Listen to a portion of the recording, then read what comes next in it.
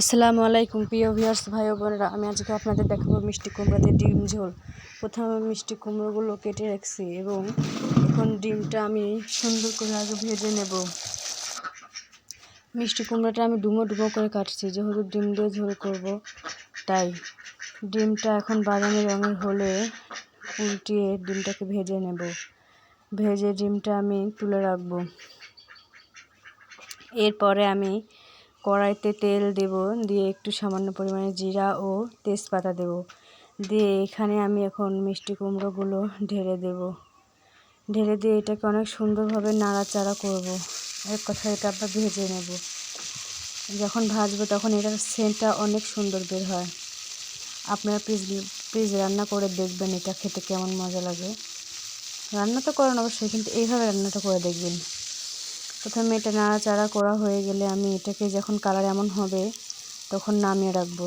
এখন আমি অন্য কড়াইতে তেল গরম করছি, এখানে পেঁয়াজ কুচি দিয়ে পেঁয়াজটা নাড়াচাড়া করব। নাড়াচাড়া করে বাদামি কালার যখন আসবে তখন এখানে আমি দেব পরিমাণ মতো হলুদের গুঁড়া, এরপরে দেব পরিমাণ মতো মরিচের গুঁড়ো, তারপরে আমি দেব পরিমাণ মতো লবণ। যে যেমন খান, ঝাল যেমন খান তেমনটা ঝাল দেবেন।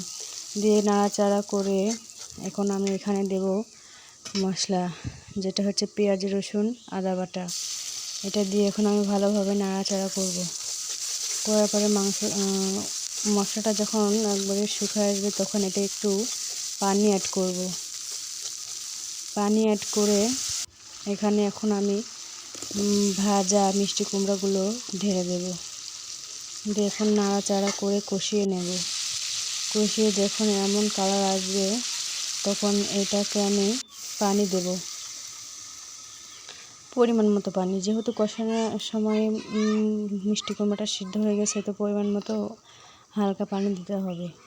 তো এখানে আমি পানি দিয়ে সুন্দর করে এখানে আমি ডিমগুলো ভেজে রাখছিলাম, কেটে রাখছিলাম, এই কাটা ডিমগুলো এখন আমি এখানে দেব।